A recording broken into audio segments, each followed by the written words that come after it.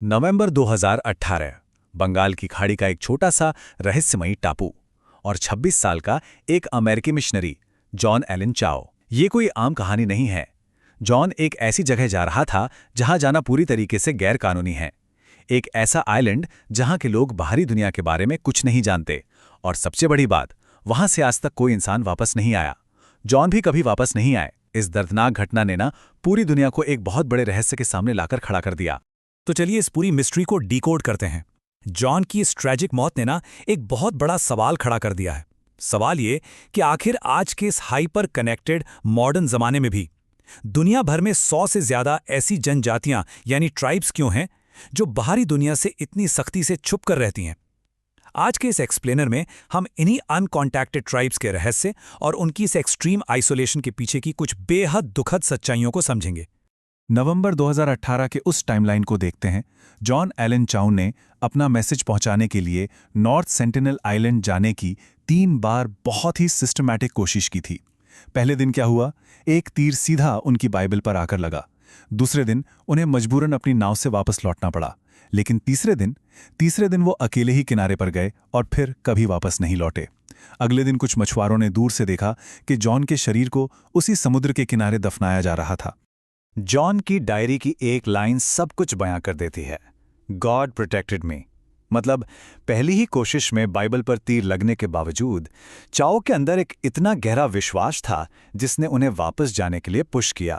हम यहाँ किसी धर्म की बात नहीं कर रहे हैं, बल्कि उस एक्सट्रीम कन्विक्शन की बात कर रहे हैं जिसकी वजह से 2 बिल्कुल अलग अलग दुनियाएं इतने भयानक तरीके से एक दूसरे से टकरा गईं। अब जरा इस एक आइलैंड से बाहर निकलकर पूरी दुनिया की पिक्चर देखते हैं। आज, जी हां, आज के दिन भी पूरी दुनिया में 100 से भी ज्यादा अनकॉन्टैक्टेड ट्राइब्स मौजूद हैं। और सबसे हैरान करने वाला फैक्ट बताऊं, इनमें से लगभग 77 से 80 ट्राइब्स तो सिर्फ और सिर्फ ब्राजील के अमेज़न के घने जंगलों में दुनिया की नजरों से बिल्कुल छुप कर रहती हैं। अब यहां एक सवाल उठता है कि क्या सरकारें कुछ नहीं करती? यहीं पर ब्राजील के एक सरकारी डिपार्टमेंट फुनाई का रोल सामने आता है। लेकिन ध्यान देने वाली बात यह है कि इनका काम हमें इन ट्राइब्स से बचाना नहीं है, बिल्कुल नहीं, बल्कि इन ट्राइब्स को हमारी दुनिया के सो कॉल्ड विकास से बचाना है। हमारी प्रोग्रेस, हमारे ये स्मार्टफोन्स, इंटरनेट, सच मानिए ये सब उनके लिए एक बहुत बड़ा और जानलेवा खतरा है। तो असली मुद्दा क्या है, ये इस चार्ट से समझते हैं। 1500 के दशक में जब बाहरी लोग अमेरिका पहुंचे तो नेटिव अमेरिकन्स की 90% आबादी, जी हां 90% आबादी खत्म हो गई थी। हथियारों से नहीं, बल्कि उन नई बीमारियों से जो सेटलर्स अपने साथ लाए थे। बायोलॉजिकली देखें तो इनकी इम्यूनिटी हमारे जैसी बिल्कुल नहीं होती। हमारी एक नॉर्मल सर्दी खांसी भी ना इनके लिए लिटरली एक जानलेवा जहर बन सकती है। अब अमेज़न की आवा ट्राइब का ही एग्जाम्पल लेते हैं। ब्राजील के पारा स्टेट में बेहद गहराई में बसी ये ट्राइब इल्लीगल लॉगर्स यानी गैर कानूनी लकड़हारों के लगातार खतरे में जी रही है। 2011 में सरकार को इन्हें बचाने के लिए एक बहुत बड़ा ऑपरेशन तक चलाना पड़ा था। लेकिन जो बात सबसे माइंड ब्लोइंग है वो ये है कि इनके पास जंगल को समझने के लिए एक ऐसी अनोखी भाषा है जिसका हमारी किसी भी मॉडर्न भाषा में अनुवाद ही नहीं हो सकता। वो सिर्फ एक पत्ते के हिलने से हवा का पूरा मिजाज बता सकते हैं। नंबर 2, सिर्फ 2 लोग। ये छोटा सा नंबर हमें दिखाता है कि ये समूह कितने ज्यादा नाजुक हालात में है। ब्राजील की पेरीपुकुरा ट्राइब का ये एक बहुत ही कड़वा सच है कि 2018 तक बाहरी दुनिया की बीमारियों और लगातार जंगल कटने की वजह से इस पूरी ट्राइब में केवल एक पिता और एक बेटा ही जिंदा बचे थे। जरा सोच कर देखिए, एक पूरी की पूरी दुनिया, एक पूरा कल्चर, और बचे हैं सिर्फ 2 लोग। और जब कोई ट्राइब खत्म होती है ना, तो सिर्फ लोग नहीं मरते, उनकी पूरी की पूरी भाषा भी हमेशा के लिए मर जाती है। यूनेस्को के डेटा के हिसाब से हर 2 हफ्ते में एक भाषा पूरी तरह से खत्म हो जाती है। और जब एक भाषा मरती है तो उस भाषा में छुपा दुनिया को देखने का नजरिया, इंसानी ज्ञान, सब कुछ एक बंद किताब बन के रह जाता है। पापुआ न्यू गिनी जैसी जगहों पर जहाँ 800 से ज्यादा भाषाएं हैं, वहाँ ये नुकसान सच में बहुत डरावना है। लेकिन जब ये ट्राइब्स अपने दम पर जीती हैं तो उनका ज्ञान हमें पूरी तरह से चौंका देता है। मात से इस ट्राइब की ही बात करें, जिन्हें जैगवार पीपल भी कहा जाता है। उनका मानना है कि जैगवार की आत्मा उन्हें जंगल का ज्ञान देती है। वो लोग काम्बो नाम के एक बहुत बड़े मेंढक के स्राव का इस्तेमाल करते हैं। और मजेदार बात तो ये है कि आज की मॉडर्न मेडिसिन उसी काम्बो की स्टडी कर रही है, क्योंकि उसमें कमाल की एंटीबायोटिक प्रॉपर्टीज मिली हैं जो हमारी लैब में बनी महंगी दवाओं में भी नहीं है ना कमाल की बात। तो इन सब बातों को दिमाग में रखते हुए चलिए वापस चलते हैं नॉर्थ सेंटिनल आइलैंड पर। आखिर ये सेंटिनलीज बाहरी लोगों के लिए इतने ज्यादा आक्रामक और हिंसक क्यों हैं? क्या ये बस कोई बिना सोची समझी दुश्मनी है, या फिर इसके पीछे जिंदा रहने की कोई बहुत ही सोची समझी कैलकुलेटेड रणनीति है? टाइमलाइंस को अगर हम कंपेयर करें तो मानव विज्ञान का ये इतिहास सच में हैरान कर देने वाला है। एक तरफ सेंटिनलीज हैं जिनके पूर्वज लगभग 60,000 साल पहले अफ्रीका से आए थे और तब से वो इसी आइलैंड पर बिल्कुल अछूते हैं। और दूसरी तरफ है हमारी पूरी मॉडर्न ह्यूमन हिस्ट्री, मतलब इजिप्ट के पिरामिड्स, रोमन साम्राज्य, वर्ल्ड वॉर्स, ये सब हो गया। जब इंसानियत का पूरा इतिहास रचा जा रहा था, वो उसी एक छोटे से आइलैंड पर शांति से अपना जीवन जी रहे थे। अब अगर हम आधुनिक इतिहास में हुई इन घुसपैठों को देखें तो उनकी आक्रामकता कोई गुस्सा नहीं बल्कि एक रॉ सर्वाइवल इंस्टिंक्ट लगती है। 1896 में एक भागा हुआ कैदी वहां तीरों से मारा गया। 1981 में प्रिमरोज नाम का एक पूरा जहाज वहां फंस गया और 2006 में 2 मछुआरे जो सोते हुए गलती से वहां पहुंच गए थे, उन्हें अपनी जान गंवानी पड़ी। ये कोई नफरत नहीं है, ये बस अपनी जमीन को सुरक्षित रखने का उनका अपना तरीका है। जो भी बाहर से आता है वो उनके लिए एक सीधा खतरा है। 1880 द मॉरिस विडाल पोर्टमन किडनैपिंग। अब इस स्लाइड के बारे में जो बात सबसे ज्यादा परेशान करने वाली है वो ये कि इस साल एक ऐसी घटना घटी जिसने सेंटिनीलीज की दुनिया को देखने के नजरिए को हमेशा हमेशा के लिए बदल दिया।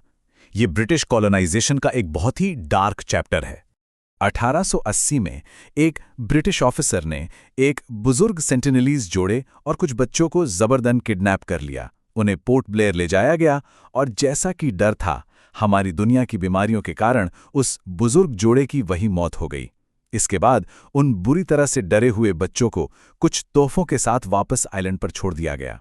अब बस इमेजिन कीजिए, उन बच्चों ने मौत और किडनैपिंग की जो खौफनाक कहानी अपनी ट्राइब को सुनाई होगी, वो उनकी हिस्ट्री में एक कभी ना मिटने वाला घाव बन गई होगी।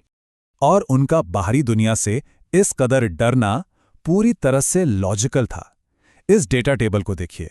जब ब्रिटिश लोगों ने पास ही की ग्रेट अंडमानी ट्राइब से कांटेक्ट किया तो 1800 के दशक में उनकी आबादी लगभग 8,000 थी, लेकिन संपर्क के महज 50 साल बाद सिर्फ 19 लोग बचे।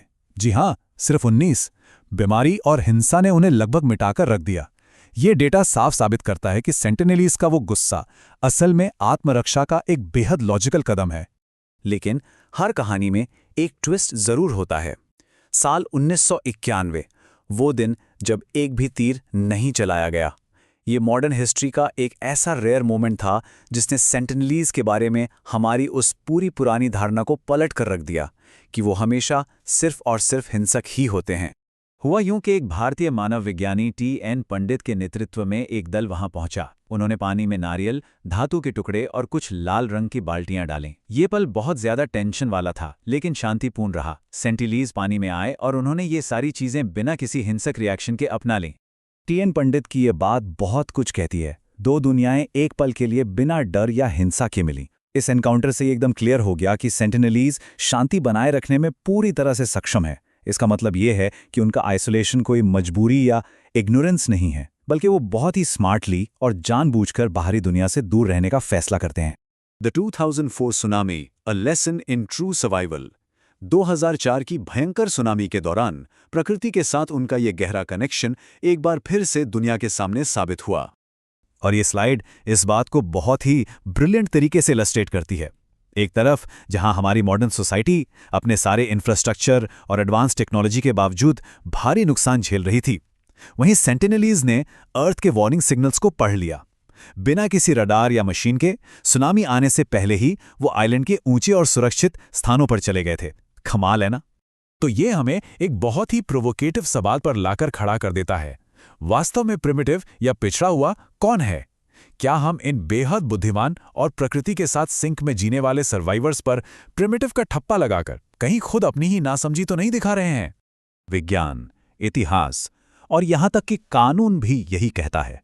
संयुक्त राष्ट्र के declaration on the rights of indigenous peoples के तहत उन्हें पूरी तरह से अलग-थलग रहने का कानूनी अधिकार है। उन्हें अपनी शर्तों पर जीने और हमसे कांटेक्ट करने से मना करने का पूरा हक है। उनकी वो चुप्पी और उनके वो तीर दोनों ही हमें दूर रहने का एकदम लाउड और क्लियर मैसेज देते हैं। जॉन एलन चाउ की मौत यकीनन एक भयानक त्रासदी थी, लेकिन इसने हमें एक बहुत ही गहरे सवाल के साथ छोड़ दिया है कि जिसे हम प्रोग्रेस कहते हैं, उसकी असली कीमत क्या है। मॉडर्न सिविलाइजेशन की इस अंधी दौड़ में हमने नेचर से अपना जो नाता खो दिया है ना, ये ट्राइब्स आज भी उसे जिंदा रखे हुए हैं। इस धरती पर हर इंसान को अपनी शर्तों पर जीने का हक है, और शायद उनके लिए हमारा सबसे बड़ा सम्मान यही होगा कि हम उन्हें उनकी दुनिया में पूरी शांति से जीने दें।